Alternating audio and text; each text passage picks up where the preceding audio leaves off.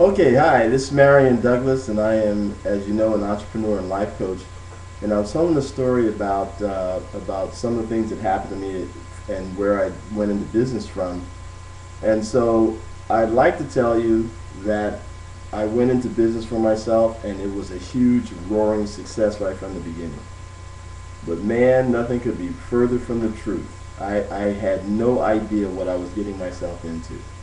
And for many people, I know that have had that kind of an experience where you got into business and you knew that you had to make it work. For whatever reason that you have to make it work, and for some reason you just can't get it all to come together and do what it is that you need for it to do. Well, I was in that boat too, and I thought, okay, the problem is, like a lot of people say, I didn't have enough money to go into business. You know, I didn't know enough about what I was doing. There's all those reasons why, okay, why the business wasn't working. But the biggest thing that I found out was the 6 inches between my ears. And so here is how that affected how I went into business and what I did with it. And I've got to go back a little bit because my upbringing, both of my parents were both teachers, and they were very, very good people. But they were wage earners. They had been wage earners and they had lived as wage earners. And so, without knowing at the time, what they taught me was how to be a wage earner. Okay, and a lot of the beliefs and the habits that I developed in my upbringing were consistent with being a person that went to work for other people and did whatever it is that wage earners do. Now, I know that they weren't trying to do that, but the fact of the matter is that the the difference in the thinking between a person who is an entrepreneur and thinking of a person who is a wage earner is night and day. And it's not like there's anything wrong with that, but the my understanding of creating income that I learned from my dad only worked if I was going to work for somebody else. And so, as it turned out, in the early years of going into business, I struggled mightily because I did not understand that my mindset was completely contrary and my habits were completely contrary to what it took to be a great entrepreneur. And so the decisions that I was making was consistent with the mindset of a person who was a wage earner and not consistent with a person who was a business owner. Okay, and that was killing me. At the time, I didn't know that, but that actually was what it was. And then one day, I picked up the book by Robert Kiyosaki called Rich Dad Poor Dad. Some of you may have read that book, and man, that opened my eyes because my dad was a teacher, and Robert Kiyosaki's dad was also an educator. So I could really relate to what it was he was saying. And so I got to see how my thinking was totally inconsistent. And not only that, but because I had lived through it, been raised in it, the habits of the way that I did it, even the habit of the way that I thought, was totally inconsistent with what it took to be an entrepreneur.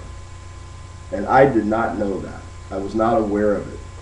Then it took a lot of work to undo some of the thinking that my dad gave me and that I bought into. The really important thing is that at some point I understood it was my responsibility to change that. So it wasn't like Dad did it to me or the world did it to me or anything like that. It was that once I found out that that's what was going on, it was incumbent upon me to do something about it. Okay, so that's what I set out to do. And while I was doing that, I was trying to build a business also. But I was struggling with things that I believed and thought, and as I moved forward toward my goals, I kept running into ideas and understandings that were in my head that were totally inconsistent with getting the job done as an entrepreneur. So during that time, the most important and valuable lesson that I learned is the value of coaches and mentors. Because some of the things that I thought that I knew uh, that were inconsistent with being a business owner, I didn't know. And so there were a lot of things that I thought I knew that I didn't know, and there were a lot of things that I didn't even know that I didn't know. And when I had some good coaching, then as I was moving forward, people were telling me, okay, Marion, if you continue to think like this and work like this, then that will be inconsistent with having your goals turn out. So mentors turned out to be invaluable to me. And before I realized that, I spent all my money and I tried everything until the day came where I understood, holy smoke, part of the thinking that was killing me, that I had learned in my upbringing, was that life was about doing it alone and I could figure it out and all that kind of stuff, and I wasn't willing to reach out to people who actually had the expertise to support me and help me get it done. And I had to change all of that mindset, because that mindset right there was killing me. And it kept me alone, and it kept me working on things out of my own head. And the information that I needed in order to make the business work and make the goals that I wanted to have happen occur, that information wasn't in my head. And I wasn't aware of that. It was in somebody else's head. Somebody had the experience and had already done this, but what was locking me down was that in my mind, I thought I was supposed to do it on my own.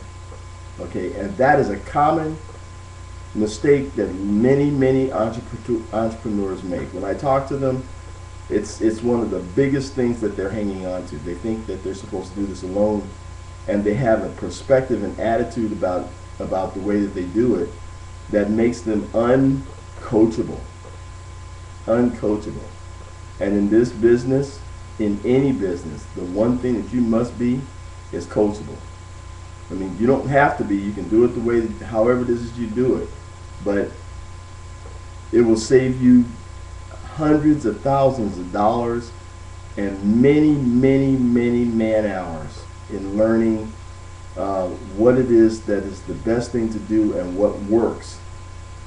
If you're coachable, you will escape all of that. The cost of a coach is minuscule in comparison to the cost of the School of Hard Knocks. So my coaching is, first and foremost, check your belief system. How you were raised and what you learned and what you have bought into and hang on to today. Many of those thoughts and ideas and habits associated with that are what's standing between you and having a great life, a great business, and a great income. And get together with some great coaches. One of the big reasons why my success is what it is today is because I have great coaches. And if you guys check my link down on this page on the YouTube, under website, you can go to my blog and you will see on there I've put some of my mentors and people that I'm getting coaching from right now. And those people's input into my life and business has been absolutely invaluable to me. If you are really serious about being successful in the way that you see your success, then getting coaching and getting mentoring is going to be an absolute invaluable tool for you. So go to my site, hook up with the people that know, and I will talk to you soon.